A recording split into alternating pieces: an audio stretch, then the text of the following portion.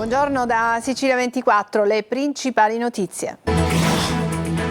Convalidato il fermo della donna che ha lanciato la figlioletta ai 7 mesi al balcone e ha confessato tutto ai magistrati, soffriva di depressione postpartum. Monreale si è fermata per l'ultimo saluto in cattedrale alle 3 vittime della strage di sabato scorso. Dure le parole dei parenti dei giovani uccisi. Dov'è lo Stato? Non c'era neanche una pattuglia in piazza. Vigili urbani aggrediti a Siracusa. A Catania arriva il nuovo comandante, prevenzione e repressione, le parole d'ordine. Il lungo ponte del 1° maggio baciato dal sole, folla di turisti in Sicilia. Sono sino a domani condizioni di tempo estivo, ma sulla spiaggia in San Leone ad Agrigento scorre la fognatura. Catania Air Show 2025, domani lo spettacolo evento sul lungomare con l'esibizione delle frecce tricolori, le acrobatiche evoluzioni in diretta su Telecolor. Calcio, Palermo trafitto ancora in casa, stavolta ad espugnare il Barbera e il Sud Tirol. Nonostante la sconfitta, i rosanero restano al 6° posto. Serie C, domani scattano i play-off nel mirino del Catania e il Giuliano. Pochi dubbi di formazione per Toscano che può contare su tutti gli uomini della rosa. Al Massimino atteso il tutto esaurito.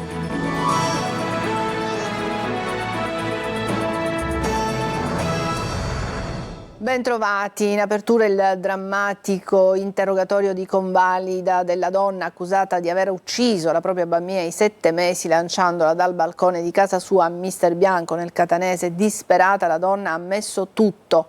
Unico testimone, e questa è la notizia anche più agghiacciante di quanto è successo, sarebbe stato il figlio più grande di appena 7 anni che avrebbe inutilmente provato a fermare la madre. Orazio Longo.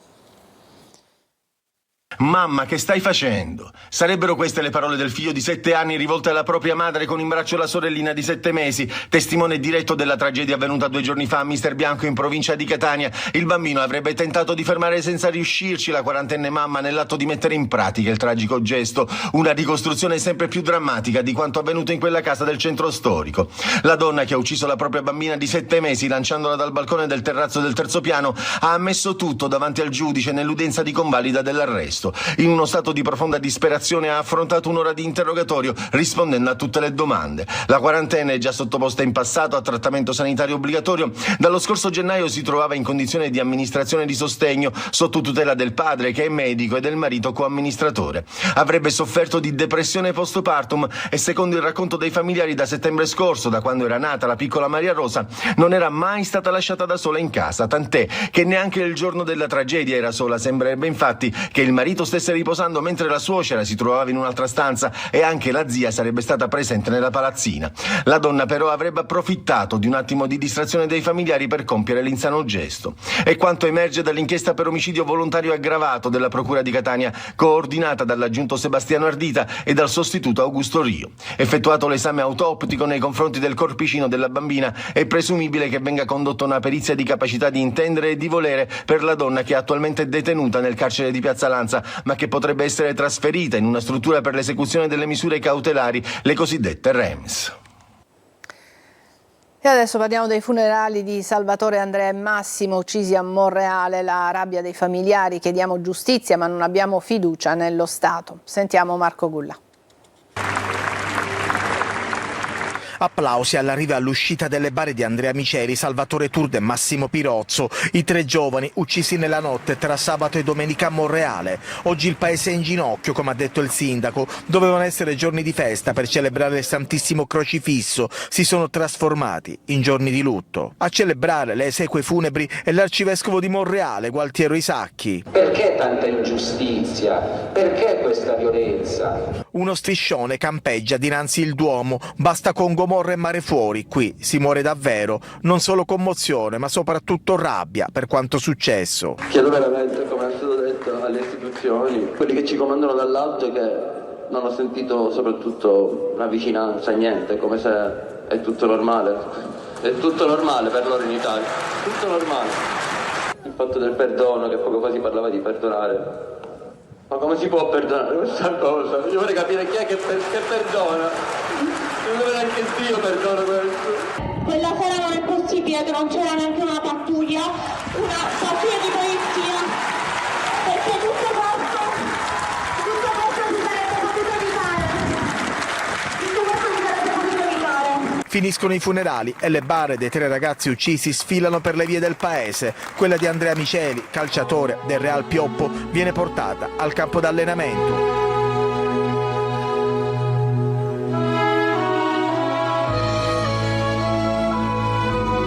Fronte giudiziario, secondo le ricostruzioni degli inquirenti, Calvaruso avrebbe agito insieme ad almeno 2 complici. Uno di loro sarebbe stato alla guida di una moto BMW GS nera modello vecchio e viene descritto da più testimoni come alto circa 1,90 m, con barba scura e folta. Entrambi, conducente e passeggero, avrebbero indossato il casco durante l'agguato. Uno di loro avrebbe detto di non sparare in aria, ma sulla folla. 2 giovani agenti aggrediti per una multa, ma a colpirli non è stato il proprietario dell'auto. 2 operatori edili alla vista dei vigili sarebbero andati contro di loro per colpirli a calci e pugni. Una scena da Far West che arriva da Augusta. Francesco Aloi. Via Giovanni Lavaggi, Augusta, ora di pranzo. L'aggressione davanti a decine di passanti. Vittime 2 agenti della polizia locale. Stavano multando un'auto parcheggiata in doppia fila ed è accaduto questo. A scagliarsi contro i 2 giovani agenti 2 operatori edili. L'auto non era loro, né conoscevano il proprietario. Alla vista delle divise avrebbero lasciato il loro lavoro in una palazzina vicina per scendere e colpire. Saremo inflessibili e perseguiteremo in ogni modo ogni persona che si è resa complice di questa indegna aggressione, ha scritto il sindaco Giuseppe Di Mare. Ma non è la prima volta che i vigili vengono presi di mira. Queste immagini, altrettanto forti, risalgono allo scorso ottobre. In piazza Adamo, a Catania, a 2 passi dal Duomo, aggrediti perché colpevoli, si fa per dire, di avere fatto una multa. E adesso parliamo di un spacciatore. Ha comprato della droga nello storico rione San Berillo di Catania, ma non ha i soldi per pagarla e uno degli spacciatori gli sequestra il cellulare e l'auto, una Mercedes, a garanzia del debito che erano alcune decine di euro. La vittima denuncia l'accaduto alla polizia, che ferma l'uomo in possesso della vettura rubata, un 33enne originario della Guinea, per estorsione, e recupera l'auto che viene restituita al legittimo proprietario. È stato presentato a Catania il nuovo comandante della Polizia Municipale. Prevenzione e repressione sono le sue parole d'ordine. Tonino De Mano. Una camminata simbolica in via Etnea. Il sindaco di Catania Trantino al centro, il nuovo comandante della Polizia Municipale Diego Peruga e il suo vice Stefano Blasco ai lati. Inizia così il nuovo corso di una città chiamata a voltare pagina alle voci sicurezza, decoro, ordine e rispetto delle regole. Per farlo serviranno anche maniere forti, ovvero l'introduzione delle ganasce per debellare la sosta selvaggia. Lo ha detto senza mezzi termini Trantino, che ha anche annunciato il progetto di una metropolitana leggera per collegare Catania all'Interland Etneo. Ora tutti sono chiamati a fare la propria parte. Questa Catania non può sostenere il modello di sviluppo improntato ai comportamenti del passato. È una città che vive nel caos, che è ultima nelle classifiche ambientali.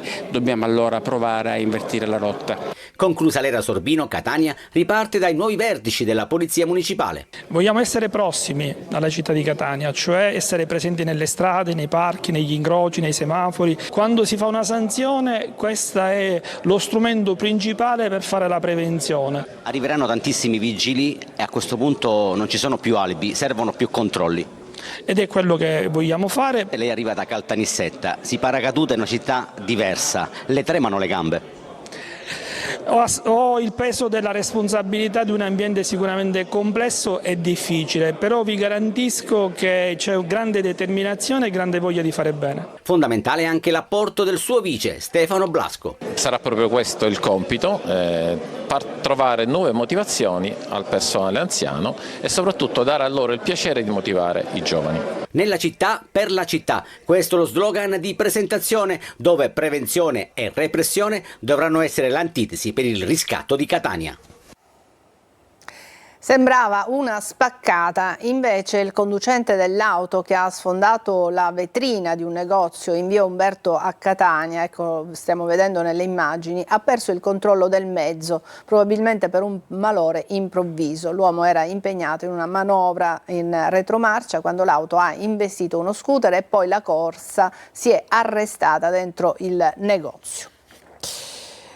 Bel tempo e tanto sole per il primo ponte di maggio che ha favorito l'arrivo anche di tanti turisti in Sicilia, le temperature quasi estive almeno fino a domani. Francesco Triolo.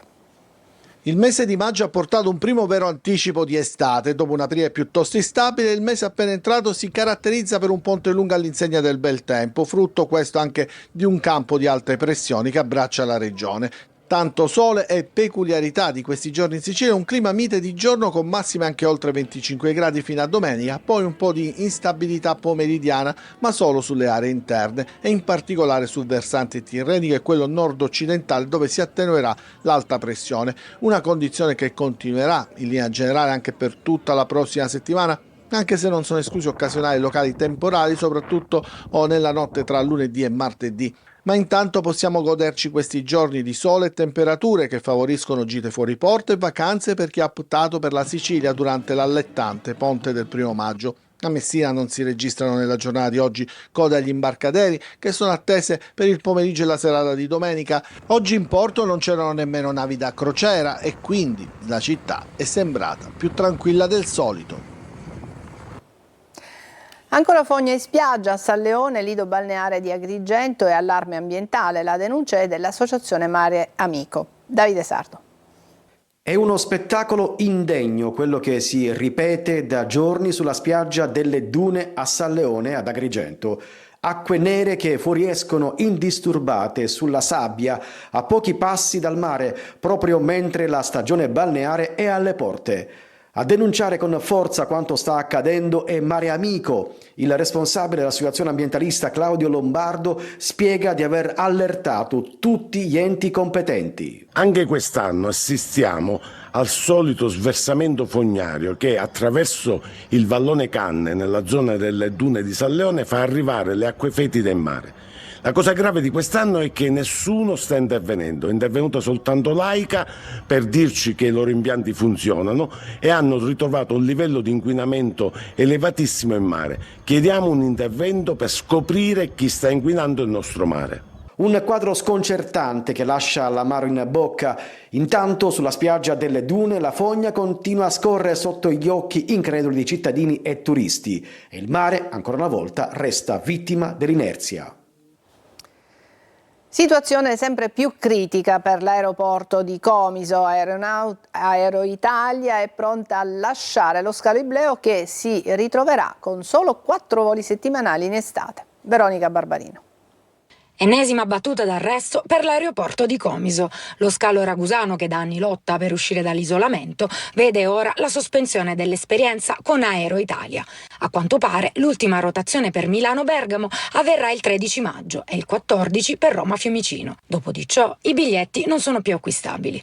In quella che dovrebbe essere la stagione di boom per il turismo, a Comiso rimarranno solo 2 voli settimanali a maggio, uno per Lille e un volo charter per Sharm el Sheikh, e da giugno altri 2 voli, uno settimanale per Parigi e uno per Tirana. A intervenire duramente sul disagio è il sindaco di Acate, che come tanti altri passeggeri il 1° maggio è stato riprotetto su Catania per un volo Aeroitalia, il cui ritorno era previsto originariamente su Comiso. È un inconveniente particolarmente fastidioso, ma al netto del fastidio per le centinaia di residenti nel territorio ibleo e non solo, anche per i turisti che avevano programmato le proprie vacanze all'interno del nostro territorio, c'è un dato politico che è allarmante. L'aeroporto di Comiso, a dispetto dei proclami, degli annunci, dei bandi, degli avvisi e quant'altro, ad oggi è praticamente chiuso. La vicenda ha acceso il dibattito tra gli utenti anche sui social, indignati da una mancata visione stabile e di lungo periodo per l'infrastruttura iblea,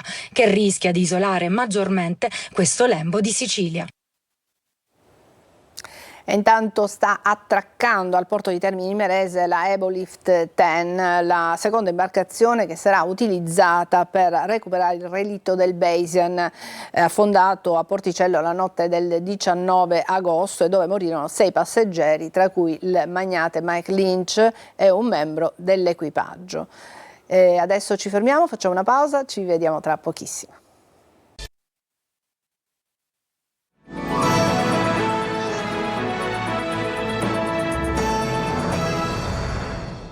Catania Air Show 2025, domani lo spettacolo evento sul lungomare, c'è una grande attesa per l'esibizione delle frecce tricolori. Le acrobatiche evoluzioni saranno in diretta, trasmesse su Telecolor. Tonino De Mana.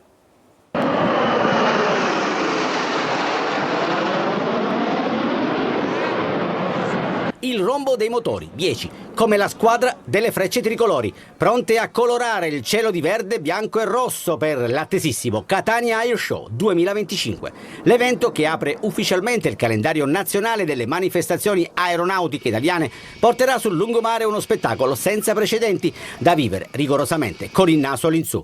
A Sigonella Basenato, tempo di presentazioni e incontri ravvicinati per il primo abbraccio con la gente. C'è l'occasione per visitare una mostra statica e persino di farsi un giro all'interno di un velivolo militare.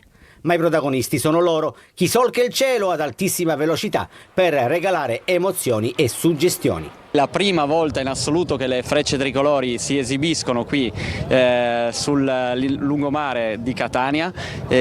Lo spettacolo delle frecce tricolori è particolarmente bello perché riunisce tutto quello che è un po' l'italianità dell'arte, della musica e quindi anche di spettacolo, non è solo tecnicismo. Lo spettacolo delle frecce tricolori è italianità e l'italianità è fatta anche dell'ambiente spettacolare in cui l'Italia ha ad offrire, mare, montagna. Abbiamo posti incredibili, quindi sicuramente qua l'ambiente farà il suo spettacolo.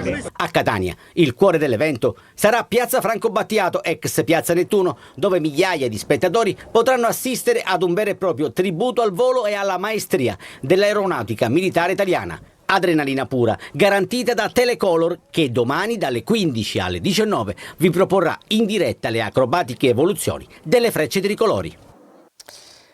Arte nel cuore di Catania, una mostra che rappresenta un viaggio nel tempo, nello spazio e nelle opere di Van Gogh che prendono vita grazie alla tecnologia, un'esperienza perfetta per chi in questi giorni festivi si gode la città da turista. Eva Spampinato. Immersi nelle opere di Vincent van Gogh, nel suo tormento, nel suo genio creativo, fin dentro il mondo e le ambientazioni che lui vedeva con gli occhi e viveva con il corpo prima di riportarle nelle sue iconiche tele.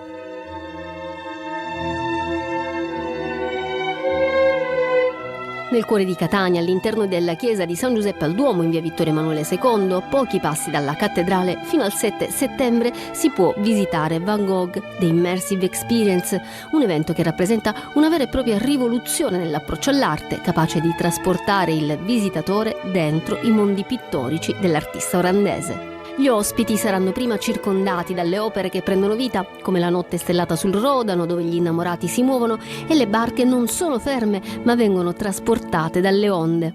E poi arriva il momento di entrare fisicamente dentro la famosa stanza di Van Gogh grazie ai visori e alla realtà virtuale.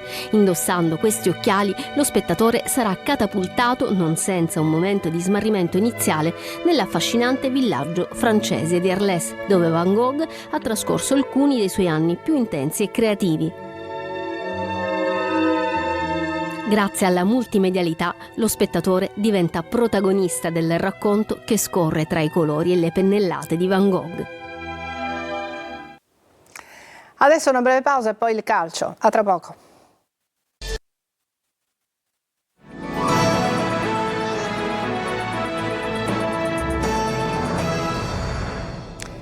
Ed è nuovamente vigilia di match per il Palermo, che domani sfiderà il Cesena al Manuzzi. Pesa ancora la sconfitta interna con il Sud di Tirolo. Marco Gullà. Come nelle montagne russe, il Palermo sta chiudendo ormai il suo campionato confermando l'ondivago rendimento. È mancata sempre la continuità, che invece hanno avuto squadre come Sassuolo, Pisa e Spezia e in parte anche la Cremonese. Rosanero adesso attesi dalle ultime 3 partite della regular season. Dopo la sconfitta interna con il Sud Tirol, domani al Manuzzi c'è il Cesena. Il Palermo è sesto, ma ancora non ha la matematica certezza di giocare i playoff. Metterci testa in questi giorni e sicuramente ricaricandosi, capendo dove si è sbagliato, ma non pensando solo agli errori, perché di cose positive oggi magari ce ne sono state nel primo tempo, poche nel secondo, nella partita precedente ce ne sono state tante, siamo veramente la squadra che ha fatto le ultime 2 prestazioni con pro e contro. Dionisi sta pensando ad alcune novità in vista della sfida con il Cesena. L'obiettivo è apportare qualche modifica per ridare energia a una squadra apparsa in affanno nella ripresa con il Südtirol. Verre si candida per una maglia da titolare, potrebbe esserci spazio anche per Anocchia. Ceccaroni ha un problema alla spalla destra, potrebbe giocare Nicolau. E il Catania sta preparando la sfida contro il Giuliano, primo scoglio nei playoff promozioni. Domani sera al Massimino procede a buon ritmo la prevendita dei biglietti, poche disponibilità in curva. Francesco Triolo. È un nuovo campionato, la fase dei playoff, il Catania lo sa bene, occorrerà avere la mentalità giusta per giocarsi fino in fondo le proprie carte. I rossazzurri sono considerati da tutti una delle mine vaganti della seconda fase. Si parte domenica sera alle 20 con il Giuliano al Massimino, primo scoglio dell'avventura playoff. Di fronte il Catania avrà una squadra che, pur calando nella parte finale della stagione regolare, ha sempre espresso però buoni numeri, mettendo a segno 51 gol, quarto miglior attacco del girone, dopo Potenza, Avellino e Crotone, ma anche subito tanto, 54 reti, peggio ha fatto solo il Latina. I rossazzurri arrivano sicuramente meglio alla sfida di domenica sera, ma nei playoff si sa tutto si azzera. Toscano ormai da un paio di partite ha trovato una certa quadratura del cerchio e quindi non dovrebbe esserci motivo di cambiare proprio all'esordio nei playoff. Celli a sinistra, Inglese davanti con Jimenez e Lunetta dietro. Su questo l'allenatore rossazzurro ha lavorato sino a questa mattina. Dalla seduta di rifinitura e dalle parole in conferenza stampa del tecnico si potrà cercare di carpire qualcosa in più, come anche le sensazioni e l'atmosfera nello spogliatoio. Sul fronte tifosi c'è da registrare come dopo la fase di prelazione per gli abbonati sia partita la vendita libera. Si registrano poche disponibilità in curva nord e curva sud, che dovrebbero quindi presentare il tutto esaurito, mentre per gli altri settori ancora c'è un buon numero di biglietti a disposizione per chi magari non è in città in questi giorni e li acquisterà proprio nell'imminenza della gara. Bene, ci fermiamo per il momento qui, è tutto per questa edizione di Sicilia 24. Grazie per averci seguito, vi do appuntamento alle 14 per una nuova edizione del telegiornale di Telecolor. Buona giornata.